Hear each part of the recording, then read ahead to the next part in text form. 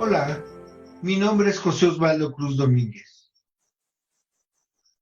Bienvenidos al curso de Metodología de la Investigación. En esta ocasión vamos a abordar la unidad número 1 del programa oficial de la Facultad de Derecho de la UNAM. Dicha unidad se refiere al contexto de la investigación. ¿Qué es el contexto de la investigación? Hace algún tiempo, un matemático y a la postre filósofo del lenguaje nos dijo que las palabras solo tienen sentido en el contexto de la oración. ¿Qué significa esto? Que las palabras aisladas no tienen sentido por sí mismas, solo tienen sentido cuando se relacionan con otros elementos dentro de una oración. ¿Por qué? Porque la oración es la unidad más simple de sentido. Y es la unidad más simple de sentido porque de ella podemos decir que es verdadera o falsa. De una palabra aislada no podemos decir que sea verdadera o falsa. Solamente cuando se le relaciona con otros elementos. Un sujeto y un predicado. De quién se dice algo y lo que se dice de ese algo. Así que cuando hablamos de la investigación, nos encontramos en una cuestión semejante. La investigación está envuelta por una serie de elementos y de condicionantes que la contextualizan y que por tanto en esa contextualización le dan sentido. Por sí misma la investigación no tiene ningún sentido. La investigación solo tiene sentido en ese contexto, en esa serie de elementos que no solo son el ámbito donde cobran sentido, sino que la constituyen. Y la constituyen porque la hacen posible. En esto que llamamos investigación, entonces nos encontramos con una serie de prácticas humanas tendientes a responder preguntas. Queremos responder una serie de preguntas. Y entonces, ¿qué es la investigación? La investigación es esta actividad humana, esta serie de actos, de reflexiones, esta serie de trabajos del pensamiento tendientes al descubrimiento. El que investiga es porque quiere descubrir, algo quiere saber. Y por ello en el centro de la investigación están las preguntas. ¿Qué es tal cosa? ¿Cómo se hace tal cosa? ¿Cómo se realiza? ¿De qué manera está constituida? ¿Cómo puedo evitar determinado problema? ¿Cómo puedo solucionar este problema? Bien, entonces, pero las preguntas nos surgen en todos los ámbitos de la vida. Por tanto, en todos los ámbitos de la vida tenemos la necesidad de investigar. Queremos saber eso que se nos oculta. Queremos saber dónde están las llaves. Y para saber dónde están las llaves, tenemos que prender la luz del cuarto. Hay una palabra clave, y esa es la palabra logos. En la antigüedad griega, logos, que tiene que ver con la luz. Poner el logos es poner la luz. Y esa palabra logos fue traducida como razón, como discurso. No hay una palabra exacta en nuestro idioma para traducir el vocablo logos. Sin embargo, nosotros podemos entenderlo. Cuando queremos saber algo, necesitamos clarificarlo, necesitamos luz. Y esa luz está en el lenguaje que nos dice qué es, que nos explica. ¿Y cómo logramos clarificarlo y manifestarlo mediante el lenguaje? Realizando una serie de actos tendientes a saber, tendientes a resolver la pregunta que nos hemos planteado en la investigación. Ahora, no hay un contexto, sino muchos contextos de la investigación. Y entonces, si hay muchos ámbitos de la vida en los que necesitamos hacer investigación para responder nuestras preguntas, quiere decir que hay investigaciones que son menos rigurosas que otras. Entonces, tenemos indagaciones toda la vida. ¿Dónde dejé las llaves? Y entonces, a lo mejor comenzamos simplemente a caminar por toda la casa, a quitar cosas, a ver en los lugares y no tenemos una estrategia.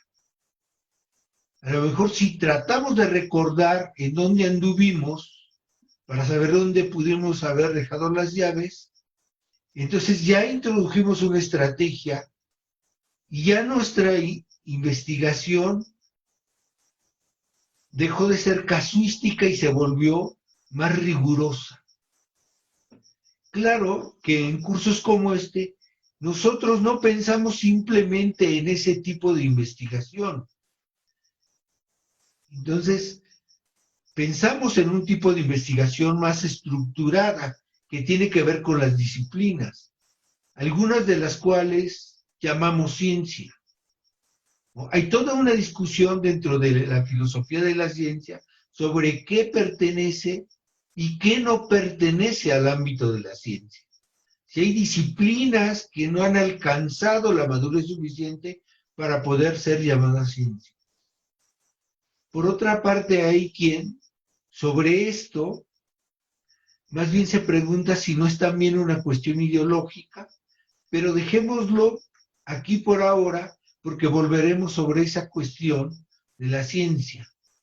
Entonces, cuando nosotros pensamos en la investigación, pensamos en una serie de actos, de estructuras, de formas de pensamiento tendientes a resolver una pregunta, tendientes a descubrir, a desvelar. Por eso le llamaban a la verdad aletheia. Aletheia, que significa desvelar, quitar el velo, ¿no? Queremos quitar el velo y queremos descubrir la respuesta. Y en ese querer descubrir la respuesta, estamos metidos en un proceso en el que tratamos de saber. Bien. En ese sentido, se nos presenta un problema. Y este problema lo trae a colación el viejo Sócrates. Este filósofo que ha sido considerado como el espíritu mismo de la filosofía.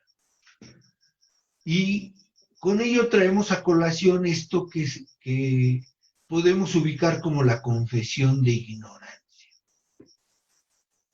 Bien, si queremos saber algo, entonces estamos en el problema del conocimiento. Parece aquí fácil oponer ignorancia a conocimiento y decir, el que sabe es porque no ignora, y el que ignora es porque no sabe. Sin embargo, aquí la cuestión es esta. Sócrates aparece ante los atenienses como un sabio, como algún tipo de sabio. Sin embargo, Sócrates afirma no saber nada. Por tanto, sería un sabio muy, muy extraño, porque sería un sabio que no sabe nada. Bien. Y él mismo explica por qué se llega a esta cuestión. Él es acusado de muchas cosas, entre otras de corromper a los jóvenes, de no creer en los dioses de la polis y de convertir las cosas buenas en malas. Además, se le critica el cobrar por enseñar. Pero cuando se le acusa de esto, en realidad se le está confundiendo con otros sujetos de la época que eran los sofistas. Sofista significa el que sabe. Ese es un sofista. Un sofista es aquel que afirma saber y como sabe, es maestro. Los sofistas son maestros principalmente de retórica, enseñan muchas cuestiones y son importantes porque la actividad en el ágora, en la plaza pública, era sumamente importante y por tanto saber hablar en el ágora era importantísimo. Ahora, ¿por qué se le juzga así a Sócrates? Se le juzga de esta manera porque siempre está con los sofistas. Y está con los sofistas porque siempre está cuestionándolos, haciéndole preguntas. Pero la cuestión es esta.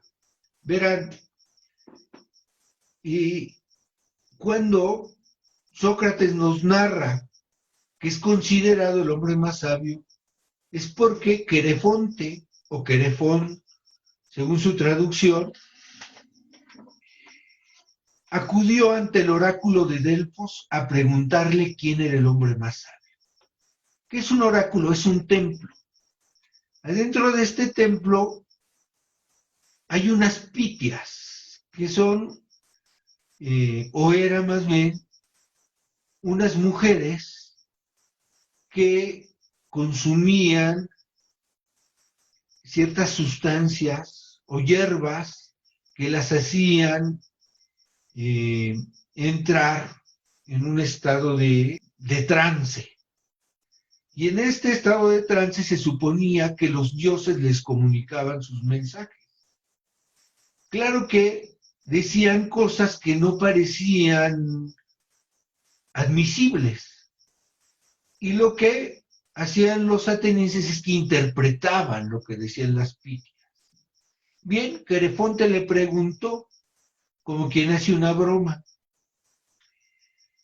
que si era cierto que Sócrates era el hombre más sabio. Y la pitia dijo que sí. Ahora, si la pitia hablaba por el dios y los dioses no mienten, no podía estar diciendo una mentira. Querefonte acude con Sócrates y le informa que el dios Apolo, que había acudido al oráculo de Delfos, y que el dios Apolo había dicho que él era el hombre más sabio. ¿Cómo alguien que no sabía nada podía ser el más sabio? Y la cuestión es esta.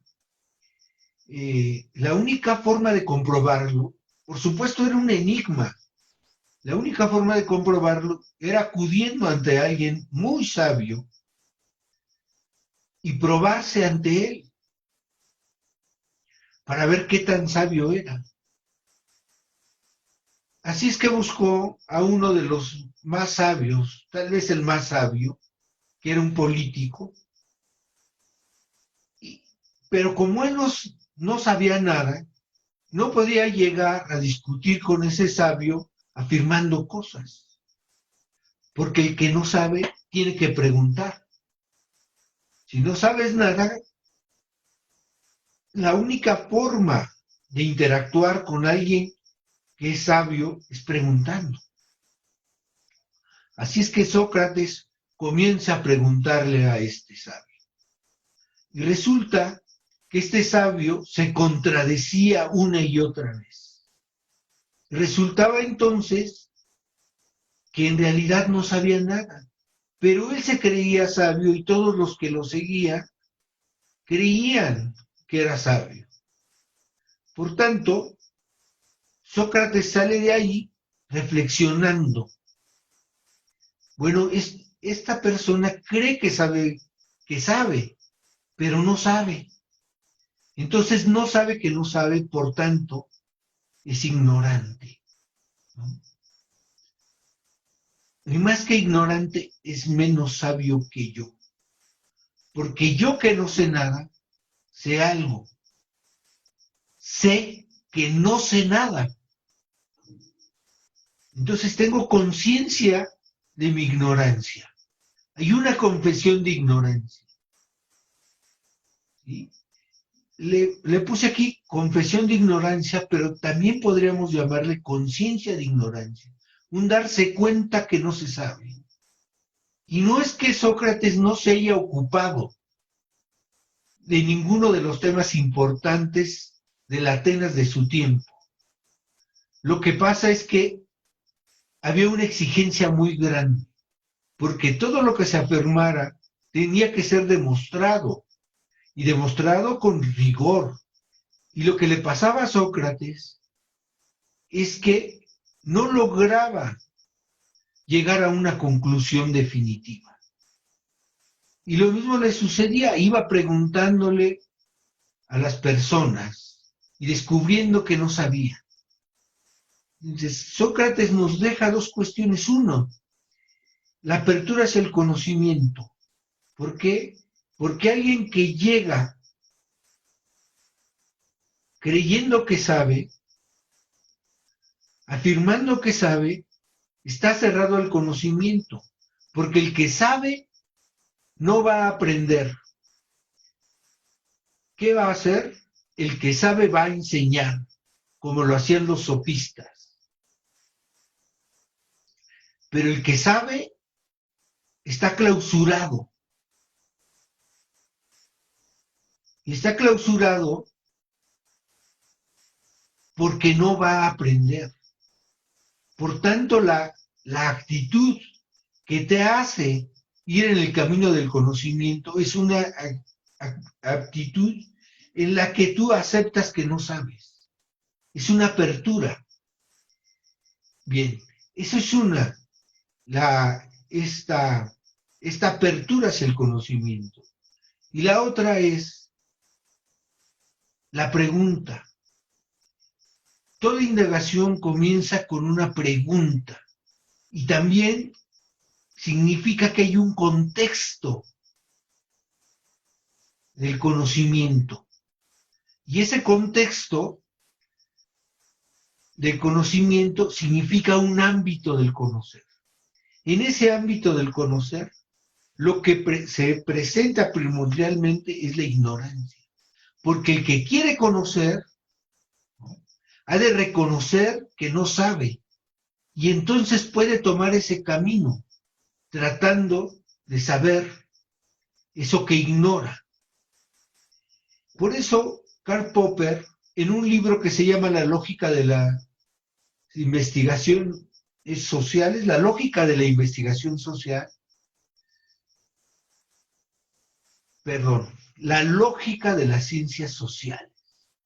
En ese texto discute con Adorno, pero hay otros pensadores dentro de ese texto que se reunieron y que estuvieron discutiendo sobre el problema del conocimiento, como son Pufendorf y un Jürgen Habermas muy joven. Bueno, aquí nos encontramos con Popper, y Popper nos pone en contexto esta tensión entre el saber y la ignorancia. ¿Por qué? Porque aparentemente cuando hablamos de ignorancia tenemos que separarlo del saber, como si fueran dos ámbitos distintos. Pero aquí la cuestión interesante y muy importante es que cuando decimos ignorar algo, en realidad estamos en un contexto de conocimiento. O sea, fuera de un contexto de conocimiento, no podemos decir que ignoramos algo.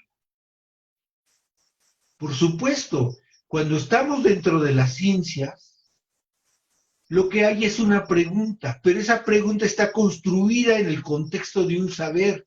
Dentro de ese saber hay una cuestión que no se sabe y por eso se indaga. Por ejemplo, un estudioso de los virus que sabe que los virus tienen una cierta estructura, quiere saber cómo se puede obtener una vacuna para destruir determinado tipo de virus. Y la cuestión es esta. Eso que no sabe es un ignorar, pero ese ignorar solo tiene sentido en el contexto de un saber.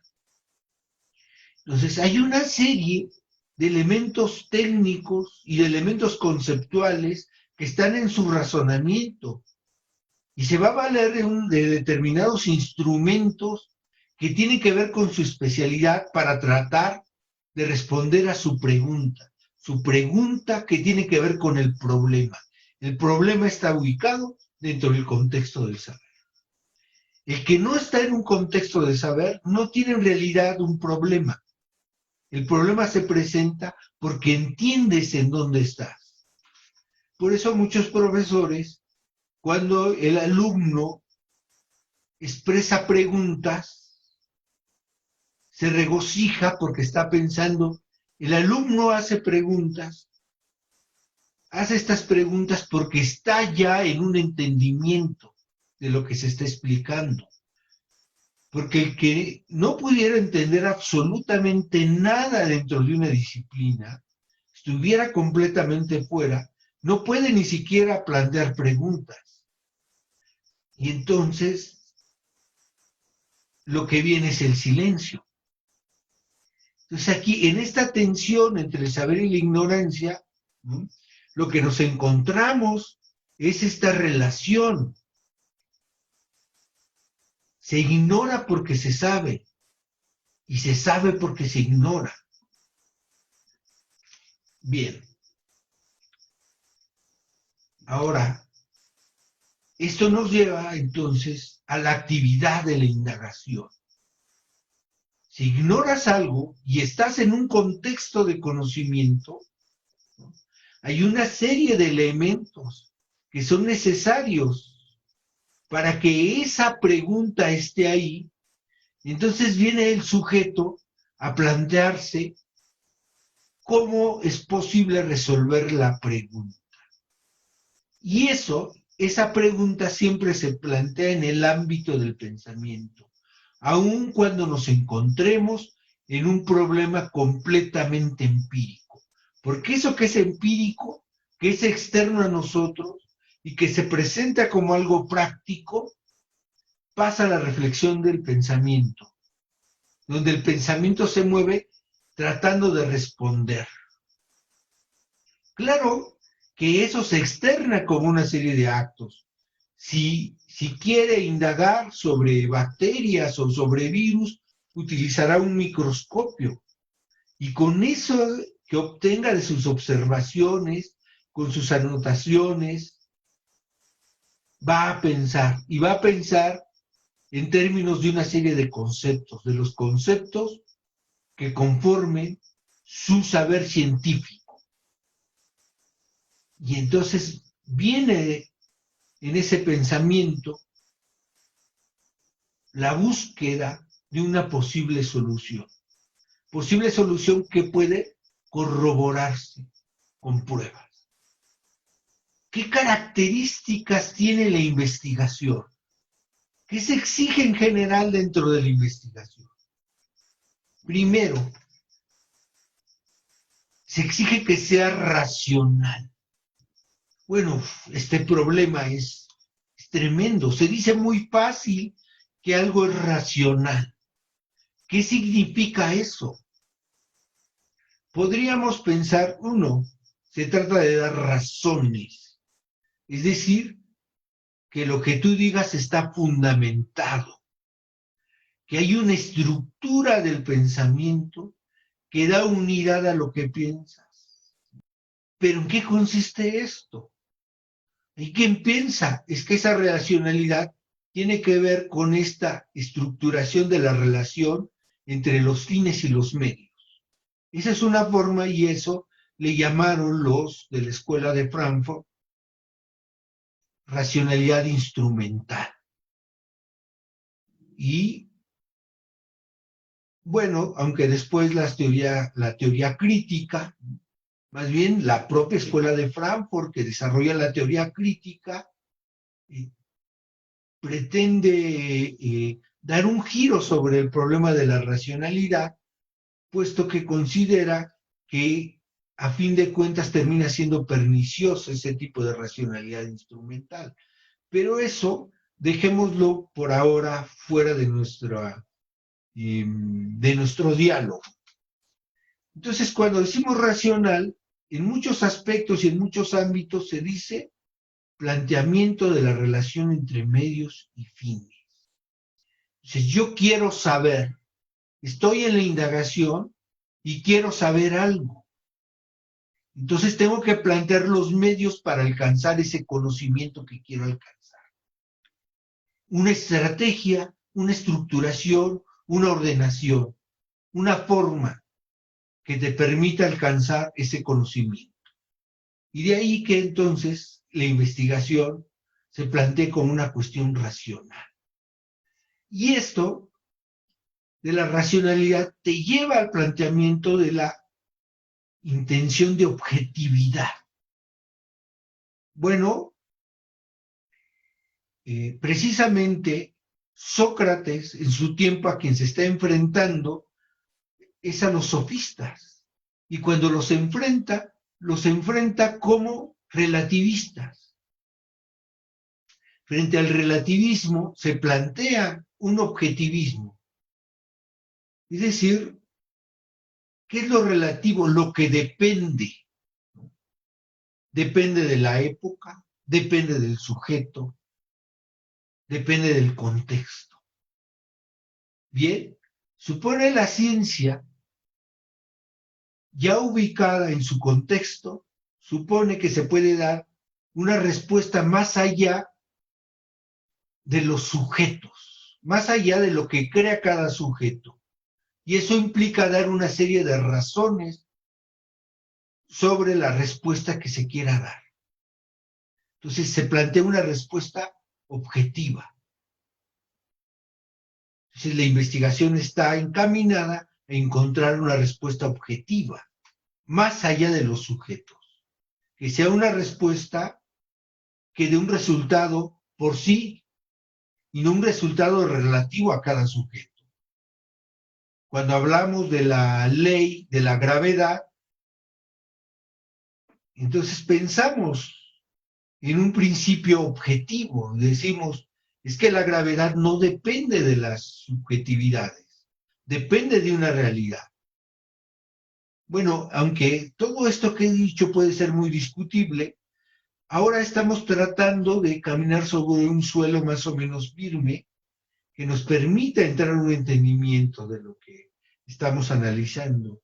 Ya habrá tiempo de entrar a estas cuestiones críticas en otras unidades de esta materia y en otras materias de la carrera.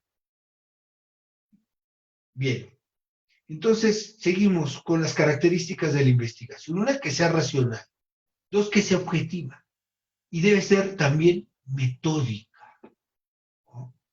Ya veremos, ya analizaremos esta cuestión del método. Tiene que seguirse un método. Y ese método debe ser sistemático. Hay un sistema. Están estructuradas las relaciones. Un sistema se compone de elementos y de relaciones. Elementos, relaciones y medio en el que interactúa el sistema. Claro, eso solo es una idea preliminar. Después vienen todas las discusiones. Entonces, el método no tiene sentido si no es dentro de un sistema, ¿sí? Es decir, dentro de una estructuración. de relaciones entre elementos. Y estos elementos pueden ser conceptuales o pueden ser materiales, pero ya lo analizaremos más adelante. Así es que continuemos. Vayamos con esto del método. Y entonces entramos a esta cuestión. Meta-odos, método. Sí, siempre se comienza con esta cuestión del significado en la composición de las palabras. Ven,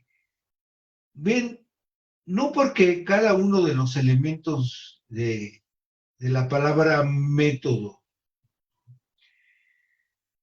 tenga un origen en la antigüedad griega, no significa que nosotros le seguimos dando el mismo significado. Bien. Bueno, eso es verdad para muchos términos. En el caso del término método, más o menos se ha ido ajustando y esto sí nos da una idea, ¿no? Ir a su origen etimológico, la etimología de la palabra método, ¿no? Sí nos da una cierta idea, ¿no? Lo que pasa es que el término, el prefijo, ¿no?, meta, tiene muchos significados en el ámbito del griego antiguo, porque meta significa más allá, a un lado, después de, y lo tenemos con palabras como metafísica, ¿no? Más allá de la física, porque Andrónico de Rodas puso los textos de Aristóteles que llama metafísica después de la física, por eso más allá. Y entonces, pero aquí, más que estar al lado del camino, ¿no?, atraviesa todo el camino. Meta, ¿no? Dice, meta, bueno, odos camino, meta odos, método, ¿sí? Entonces, atraviesa el camino. El método atraviesa el camino. Habría que pensarlo en dos momentos. El método como los pasos a seguir, es decir, como algo previo al proceso de la indagación, de la investigación. Entonces tenemos el método, podría plantearse como algo previo, pero también podría plantearse como el seguimiento riguroso de los pasos que se deben seguir para alcanzar el punto a donde queremos llegar ya en la acción. Bien, cuando pensamos en el método, podemos tomar como ejemplo, no es exacto, pero nos sirve, porque de alguna manera es un tipo de método el de las recetas. Cuando quieres preparar un pastel, si ustedes ven, entran a YouTube o toman un libro de cocina, siguen ciertos pasos y lo primero que hacen es que te dan los ingredientes. Te dicen, mira, tú no puedes preparar un pastel si no tienes los elementos necesarios. No vas a estar buscándolos en el momento. Entonces, para ser estratégico, lo primero que requieres es buscar todos los instrumentos, todos los contenedores y todos los ingredientes que necesitas para preparar tu pastel. Entonces, el primer paso es saber cuáles son todos esos elementos que se requieren. Y el segundo paso, entonces ya te va diciendo cómo proceder. Por tanto, en el método nos encontramos con varias características. No solo son los pasos para proceder, ¿verdad? Tiene que ver con las reglas de procedimiento. ¿Cómo puedo proceder para alcanzar mi objetivo? Mi objetivo es saber Entonces, dependiendo del tipo de saber, del tipo de pregunta que yo me haya planteado, entonces voy a seguir una determinada estrategia y voy a seguir unos determinados pasos, ¿no? Entonces, hay una estructuración. En este sistema de pasos, cada cosa debe tener un lugar, una estructura, y depende entonces del tipo de pregunta que me haga, es el método que voy a utilizar. Y entonces son los pasos, y son la estructura, y es la técnica. Bien, ahora, ¿quién estudia los métodos? Porque una cosa es que nosotros describamos y hablemos de un método específico, como el método para preparar pasteles. Y otra cosa es que hablamos ahora de una ciencia o de una disciplina que se ocupe de estudiar qué es un método, cómo se produce un método, cuál es la técnica para aplicar un método. Y a esa disciplina le llamamos metodología. La metodología, entonces, es la ciencia del método. Y por supuesto que la metodología requiere a su vez un método, ¿no? Requiere saber cuáles son los pasos y son las condiciones y son las circunstancias y la estructura, los requisitos y las exigencias conceptuales para abordar los métodos, para entender los métodos, para producir un método. Claro, porque los métodos se construyen también. Bien, cuando se habla de tecnología y se quiere construir un determinado tipo de aparato con fines específicos, entonces hay un método. Y hay un método creativo. Y entonces los métodos también están en el contexto del arte, están en el contexto de la ciencia y están en el contexto de la práctica cotidiana, ¿no? Cómo hacer un pastel, cómo elaborar una tarea, incluso cómo barrer. Porque si no tienes un método para barrer, vas a tardar más tiempo, te va a ser más difícil. Bueno, siempre se tiene una forma de hacer las cosas, pero a veces es desordenada, así es que el método introduce orden y la metodología estudia todas estas cuestiones. Ciencia del método. Metodología es todo lo que trata del método. Digo, si la ciencia es la metodología, el objeto de estudio es el método. Y entonces llegamos a la ciencia. Entonces, ¿de qué hablamos? Del método de la ciencia.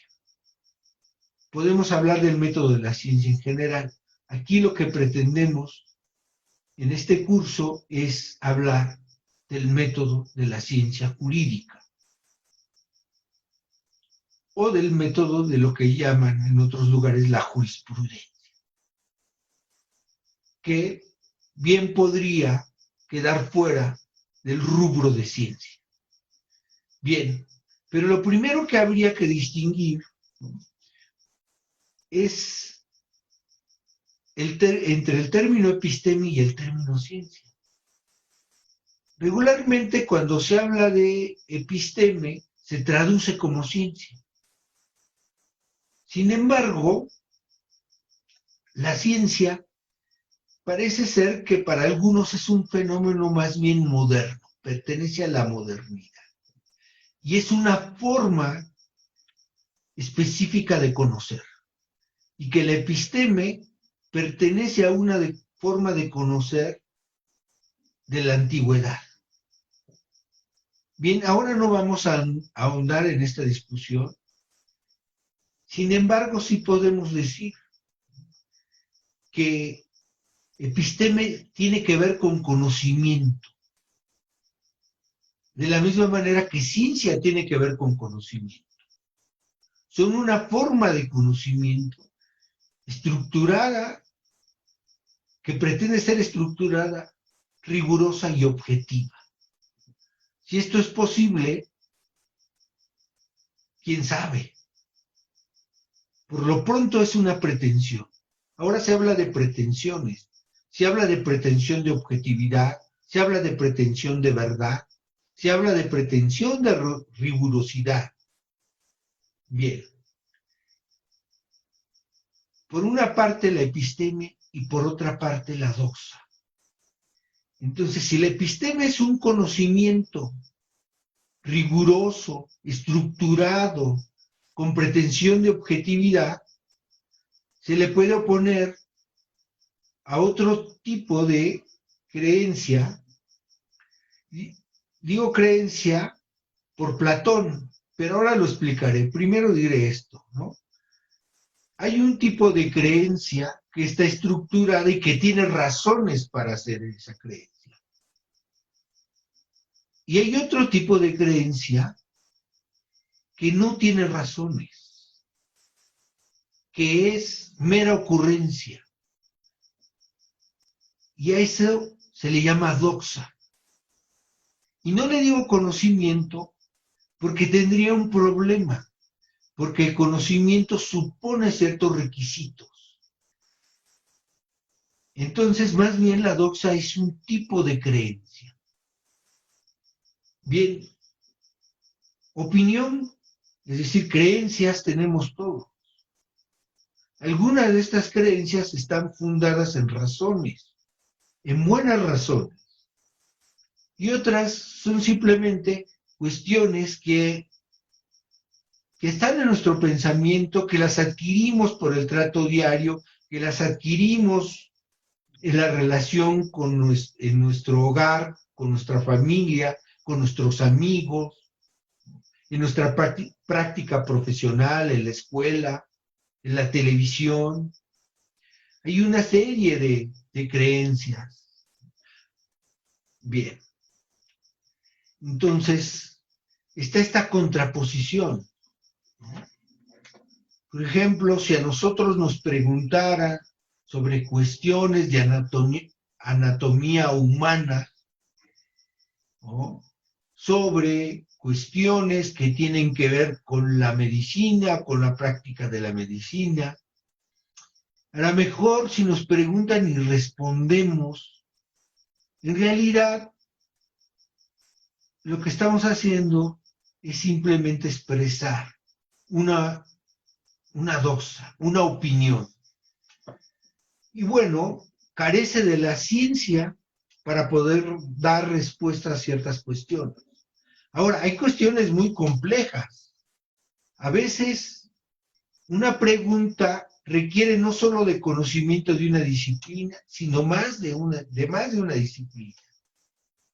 Por ejemplo, las decisiones difíciles de la práctica médica no solo requieren conocimiento de la medicina como disciplina, sino además requieren de un ámbito que es muy filosófico, que tiene que ver con la ética, ¿no?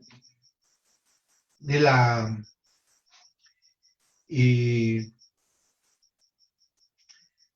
moral, tiene que ver con la moral y tiene que ver con la ética, tiene que ver con la regulación de la conducta en torno a determinados valores. Y eso todavía además es una discusión, ¿no? ¿Cómo resuelvo esto? ¿Cómo resuelvo el problema ante la carencia de recursos para salvar una vida? Y entonces puedes dar una respuesta utilitarista. Puedes dar una respuesta en términos kantianos. Bueno, todo eso es muy largo de explicar, ¿verdad? Tendríamos que explicar qué es la ética de los valores. Vean qué es un saber técnico. Es un saber ese muy técnico. Y la medicina también es un saber muy técnico. Esas respuestas requieren de dos disciplinas. En particular, requiere de la medicina y requiere de la filosofía. De la filosofía moral no basta una mera opinión. Que tú seas experto en una disciplina no te hace experto en otra. Bueno, hay quien se forma en distintas disciplinas. Se habla de estas investigaciones transdisciplinarias, es decir, que atraviesan varias disciplinas, multidisciplinarias, es decir, que hay muchas disciplinas que se ocupan del mismo objeto de distintas maneras.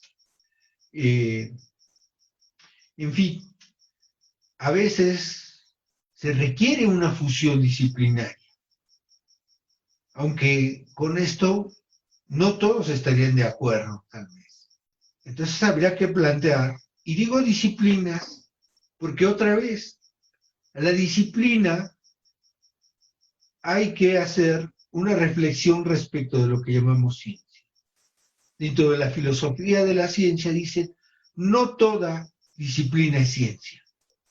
Por eso nuestra pregunta, si la disciplina jurídica, si la teoría jurídica, si la jurisprudencia, y cuando digo jurisprudencia no me refiero a los criterios de interpretación que emiten órganos del Poder Judicial, más bien me refiero a esa disciplina que se dedica a estudiar el derecho. En algunos lugares le llaman jurisprudencia y algunos dirán, tiene sus especificidades, pero también eso requiere de un análisis histórico. En fin, aquí cuando hablamos de disciplina nos referimos, ¿sí?, a ese cuerpo conceptual que sirve para abordar un objeto de estudio, ¿no? Y que si llega a la suficiente rigurosidad, dirán los filósofos de la ciencia, podemos llamarle disciplina científica. Entonces, toda ciencia, podríamos decir, para especificar, toda ciencia es una disciplina, pero no toda disciplina es ciencia. ¿Por qué? Porque la ciencia es rigurosa, objetiva, racional, y entonces alcanza un mayor grado de rigurosidad. Y esto nos lleva a analizar el problema de la necesidad y la contingencia, ¿sí? Cuando se habla de principios o leyes de la ciencia, es decir, reglas científicas, como cuando hablamos de relatividad, de la teoría de la relatividad, o cuando hablamos de la ley de la gravedad, estamos pensando en lo que no puede dejar de ser. Entonces, la gravedad es algo que nosotros suponemos que no puede dejar de ser. ¿Por qué? Porque hay toda una explicación, hay una serie de razones dentro de la física. Entonces dice, no puede dejar de ser, quiere decir que no tenemos evidencia de que alguna vez los objetos, en lugar de ir hacia abajo, fueron hacia arriba.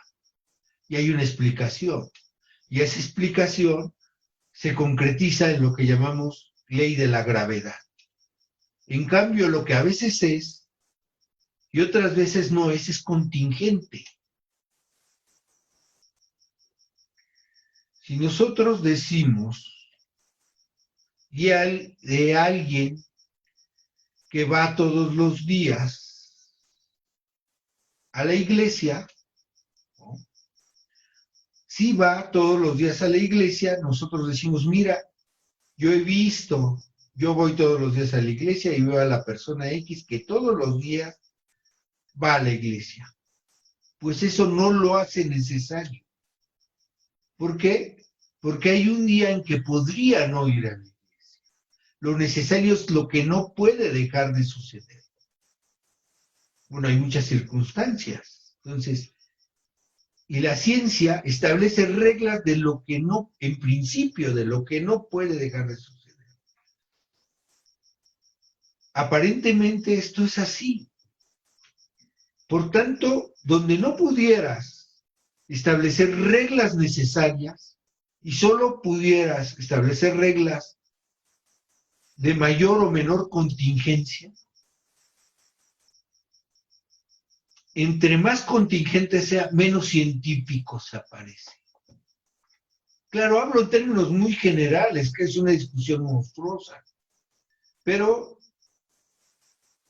cuando no se puede esto, se habla de disciplinas de la probabilidad. En las ciencias sociales, siempre las cosas son probables. Y nosotros, incluso en la economía, cuando hablamos de la economía, ¿no? Entonces, uno de los prestigios de la ciencia es su capacidad de predecir acontecimientos futuros. Bien, pero en las ciencias sociales, como opera la voluntad de las personas, y no hay forma de que esto sea necesario, que siempre suceda de la misma manera, entonces los sucesos se convierten en probables. Bien, y parece que desde ese punto de vista, la ciencia, ¿no?, la disciplina jurídica, también pudiera ser tratada como una disciplina no científica, ¿no?, que va en camino de la ciencia. Habrá quien dirá, es que el derecho en realidad estás equivocado, porque el derecho es una ciencia conceptual y por tanto no responde a los mismos parámetros de las ciencias naturales. Y en ese sentido no puedes medirlo de la misma manera. No es por el actuar, sino por el rigor conceptual. ¿Quién pretende algo así? Por ejemplo, Hans Kelsen. Hans Kelsen construye un modelo conceptual y dice que lo que está haciendo es ciencia del derecho. ¿Y por qué? Porque lo que está haciendo es dar cuenta del mecanismo del derecho. Dice, lo que estoy haciendo es describir el funcionamiento del derecho y su estructura, la relación entre sus elementos. Y eso es un trabajo que se concretiza en un aspecto conceptual. A la pregunta ¿qué es el derecho? Se sucede la pregunta ¿cómo podemos conocer el derecho? ¿Cómo puedo identificar dónde hay derecho? Y entonces propone un método para saber cómo podemos saber dónde hay derecho. Así es que preguntar qué es derecho es preguntar cómo podemos saber dónde hay derecho. Y para poder saberlo hay que saber qué contenidos tiene el derecho, cuál es su estructura y cuáles son sus relaciones. Y entonces Kelsen trata de explicarlo y dice, estoy haciendo ciencia del derecho. Bien, ahora, pues como vemos la cuestión cambia si hablamos de objetos materiales o si hablamos de objetos conceptuales. Los objetos materiales, para no entrar, para no alargarnos demasiado en esta explicación, son esos objetos que identificamos por medio de los sentidos. Son eso que llamamos objetos físicos, ¿no? Aunque si me oyera Bunge, ¿no?,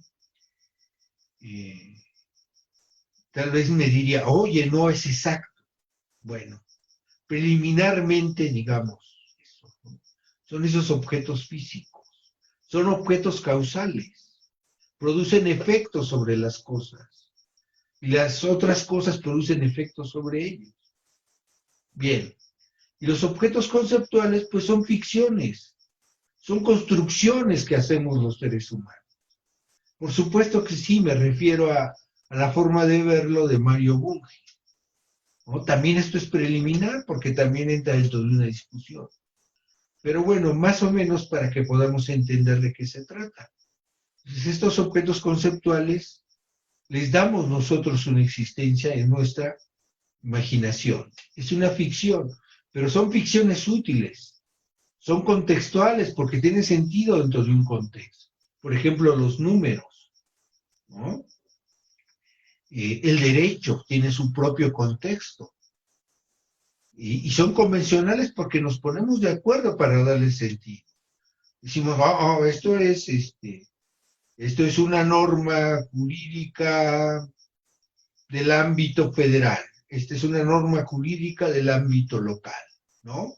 Y no vamos a encontrar ninguna materialidad ahí. Es una ficción.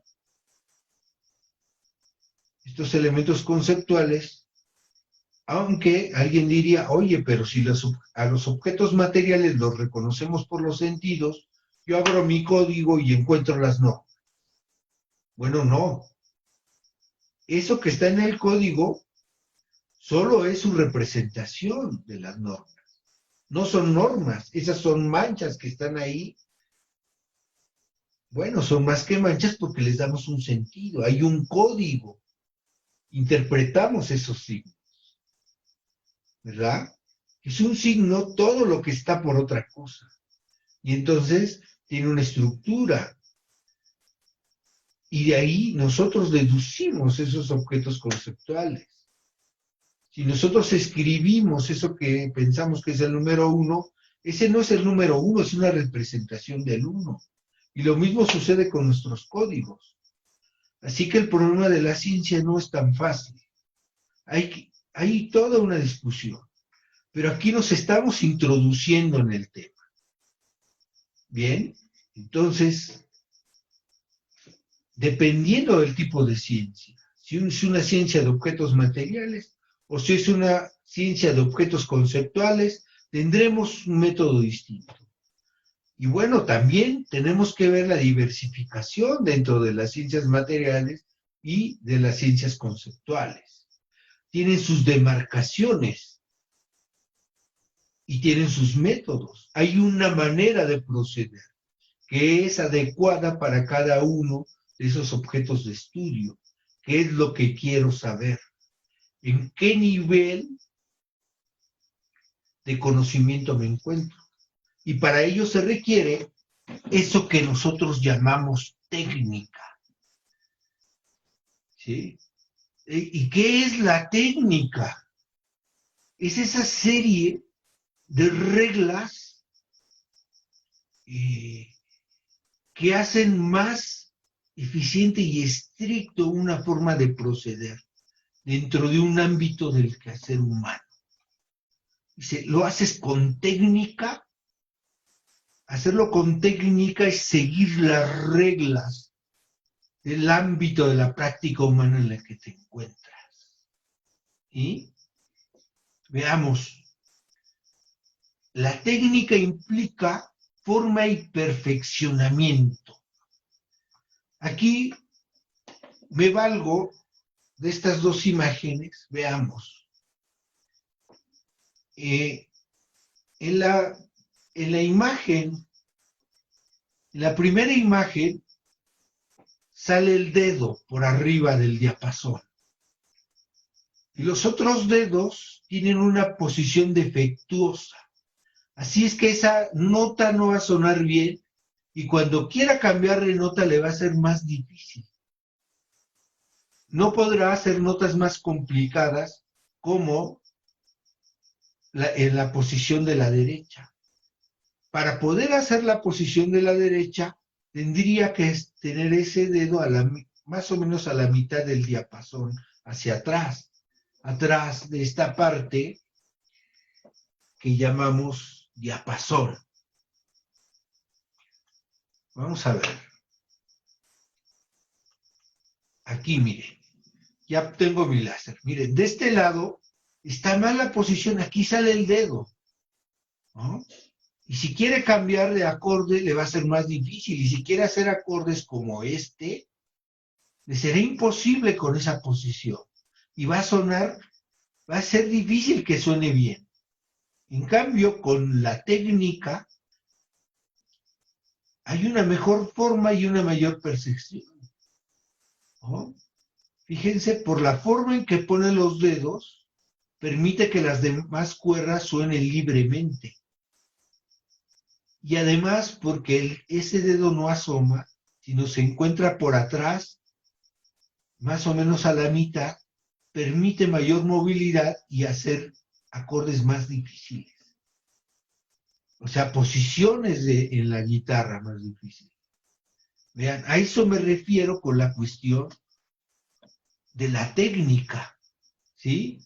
La técnica tiene sus reglas. ¿Qué es la técnica? Entonces, es una forma, ¿cómo digamos? Más precisa. Entre más técnico es más preciso, ¿no? Entonces, la técnica implica también una habilidad. El que hace las cosas con técnica, ¿no? Lo puede hacer de mejor manera y puede facilitarse la vida. Entonces, quiero saber dónde están las llaves.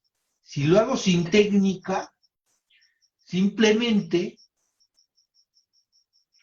voy a ir por todas las partes de la casa tirando cosas. Si lo hago con técnica, entonces voy a empezar a buscar estratégicamente. Pero incluso podría adelantarme, porque si para no perder las llaves, puedo escoger un lugar donde las voy a dejar siempre. Y me disciplino en eso. Bueno, lo saqué del ámbito de la ciencia, pero si vamos a la ciencia, ¿no? Quiero investigar, bueno, ¿cuáles son los instrumentos que te permiten realizar tu investigación de mejor manera? Lo vemos en materias como la criminalística, por ejemplo, ¿no? ¿Cómo sabemos de qué murió tal sujeto? ¿Cómo podemos encontrar al que lo realizó? Entonces hay toda una técnica, ¿verdad? También en la investigación de este tipo dices, oye, tienes que asegurar las evidencias para que no se contaminen, para que no tengan huellas digitales. Vean, por ejemplo, un ejemplo que les podría servir, hay un documental, una película documental, que se llama Amanda Knox. Es sobre un homicidio en Italia, donde se involucra a una norteamericana. Bien, y todo el problema tiene que ver con una deficiente técnica de investigación. Es decir, no se contaminaron todos los elementos, se contaminaron los elementos de la escena del crimen, de la escena del delito. Y eso hacía muy débil el planteamiento del órgano de acusación. Entonces, actuaron con una técnica deficiente. ¿Bien? Entonces hay que seguir las reglas. Y las reglas no reglas jurídicas, sino las reglas de la disciplina de la que estemos hablando. Bien. Entonces habrá una técnica para elaborar demandas. Habrá una técnica para hacer denuncias. Habrá una técnica de investigación, habrá una técnica para presentar pruebas. Además de las exigencias jurídicas. Eso nos mete en un tipo de técnica muy especial, ¿no? Y entonces podemos ver que tenemos distintos tipos de instrumentos de los que se vale la técnica. Digamos que la técnica da cuerpo y sentido al método. ¿Qué pasos voy a seguir? Para poder seguir adecuadamente esos pasos, requiero una técnica. Y entonces, si mi investigación es empírica, seguramente haré una investigación de campo. Y entonces requiero cierto tipo de instrumentos para realizar esa investigación empírica.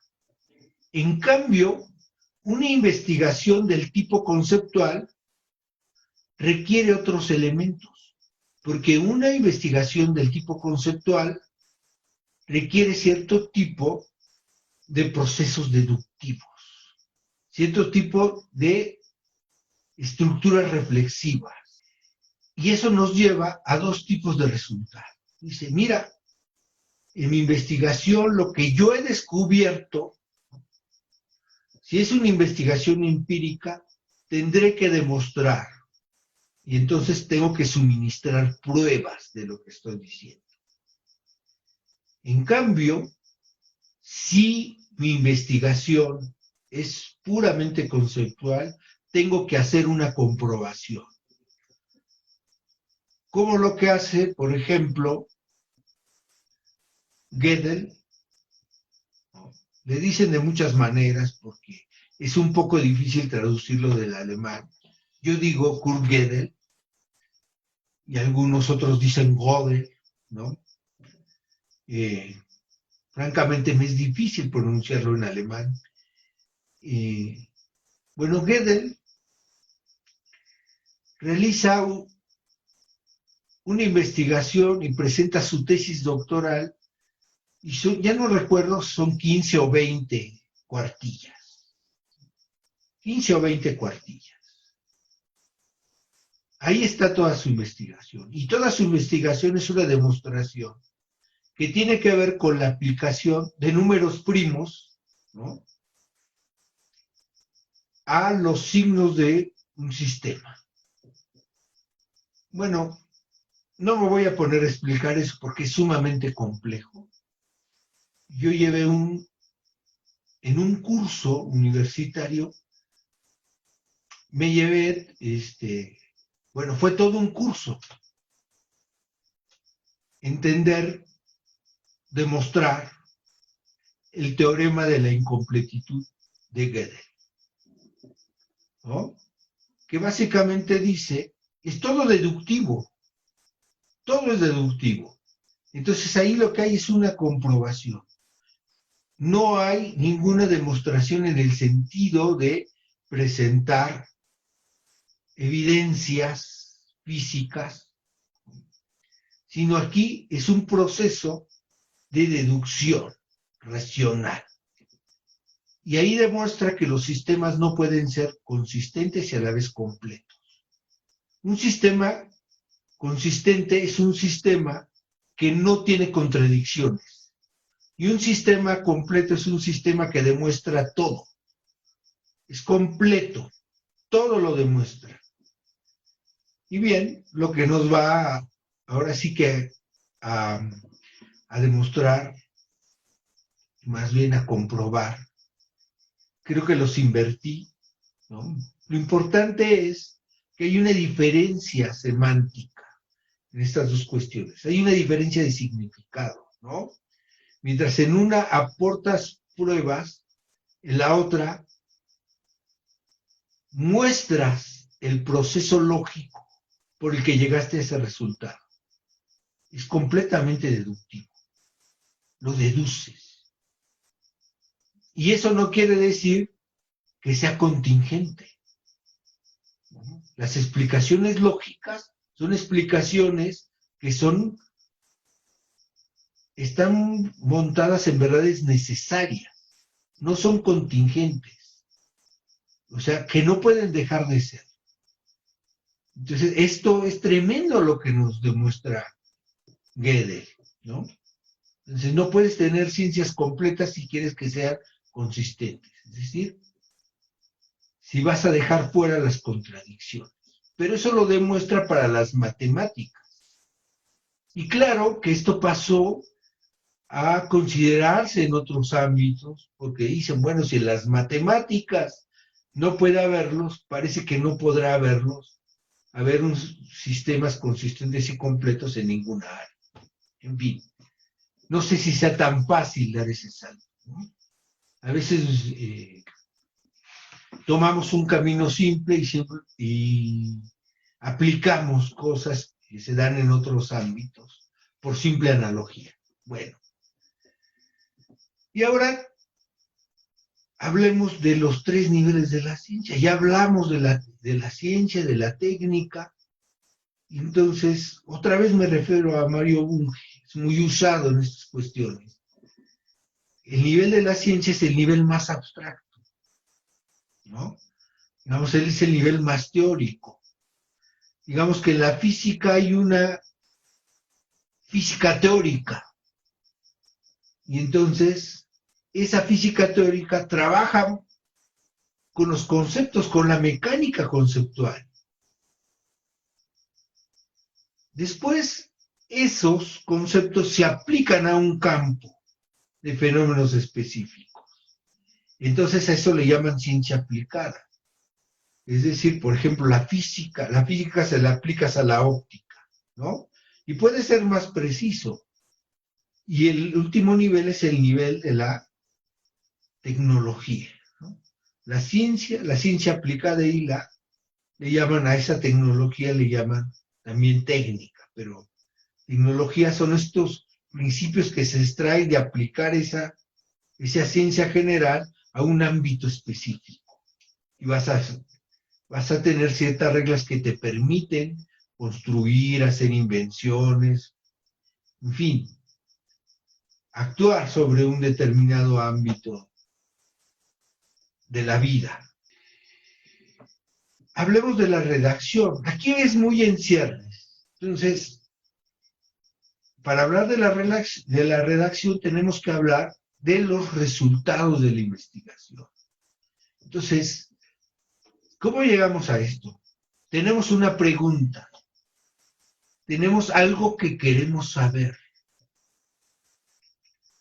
Bien, algo que queremos saber, para lograr desvelarlo, seguimos un método, y este método requiere la aplicación de una serie de reglas y de instrumentos que nos permitan llegar a nuestro fin.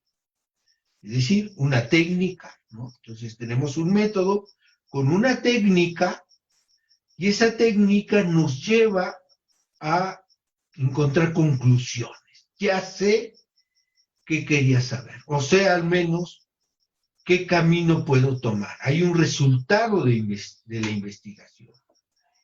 Entonces, se van a comunicar los resultados de la investigación, se van a, digamos, a fijar esos resultados. Esos resultados de la investigación se expresan regularmente en un lenguaje técnico especializado. Es decir, es un lenguaje que se entiende dentro del contexto de la disciplina en la que nos encontramos y sigue las reglas, y eso lo puede entender quien está metido en ese campo de conocimiento.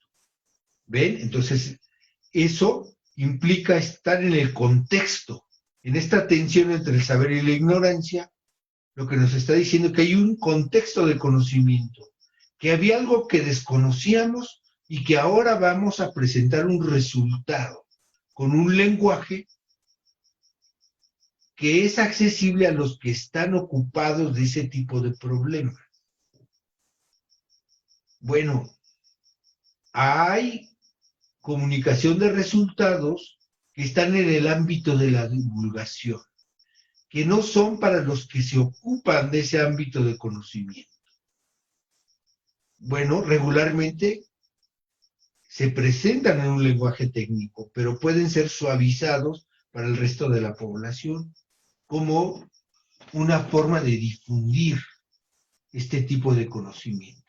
Pero en principio, los resultados que se dan en lo inmediato en la investigación requieren de un lenguaje técnico especializado. Y por tanto, ese lenguaje está circunscrito a los que se ocupan de ese ámbito de conocimiento, ¿no?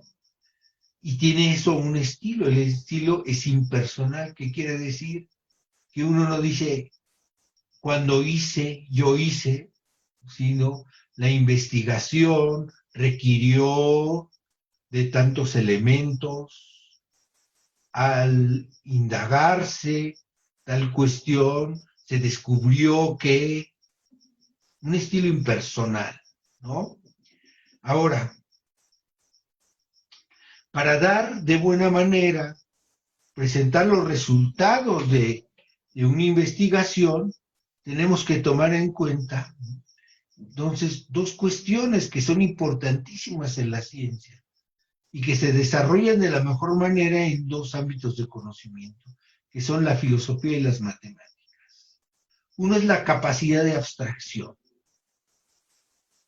Esta capacidad de abstracción es una capacidad para entender, para sacar cuestiones lo más generales posibles de un ámbito de conocimiento y trabajar en ese nivel, ¿no? Y el otro es la capacidad de síntesis, de unir esos conocimientos con otros conocimientos. Entonces, hay dos cosas en la comunicación de resultados que tienen que ver con esta redacción de los resultados de la investigación, ¿no? Son esta capacidad de abstracción y de síntesis. Bien, por eso cuando se comienza la investigación, lo mejor es comenzar con cosas lo más simple posible. A veces, y entonces esto te lleva a pensar que la investigación requiere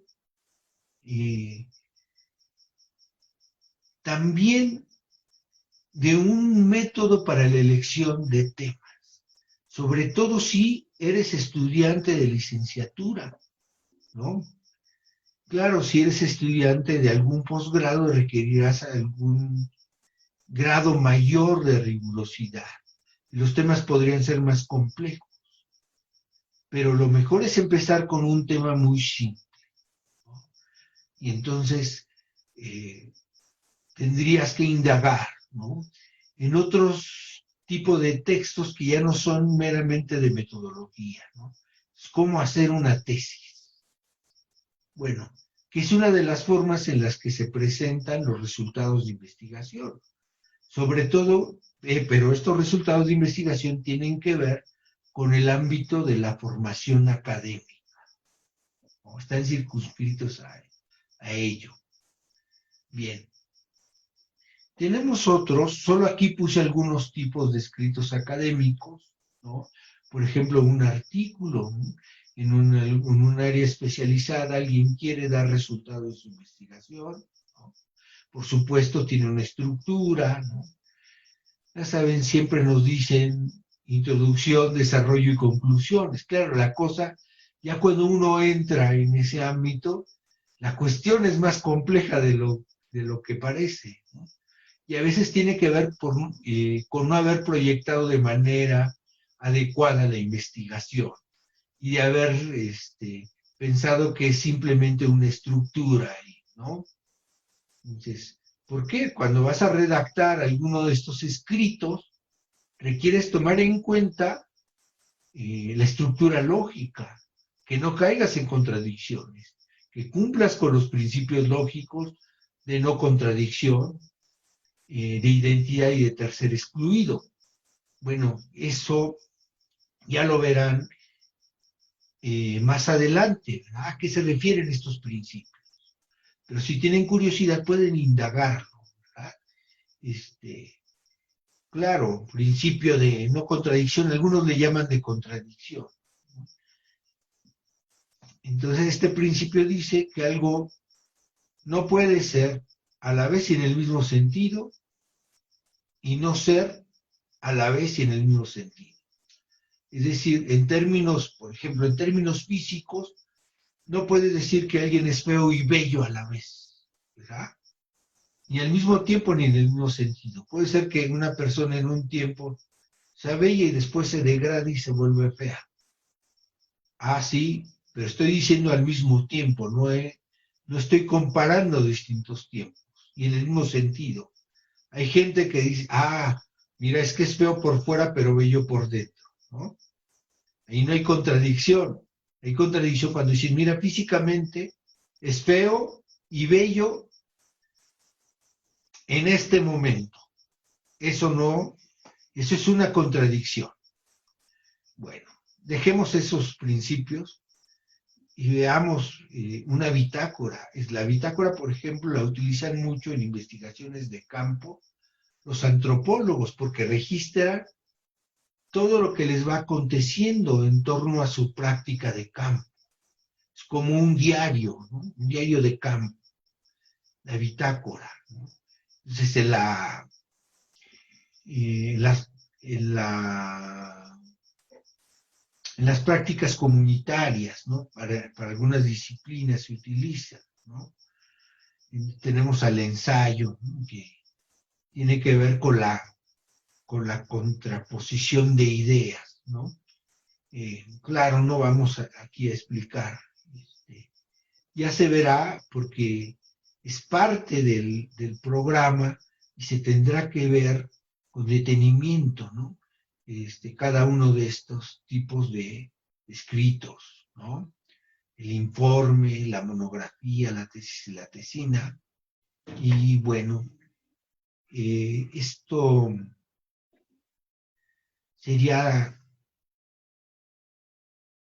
todo por el momento, ¿no? Es lo que, de una manera muy introductoria, podríamos decir sobre esta primera unidad que se refiere al contexto de la investigación. Entonces, nos lleva a transitar, ¿no?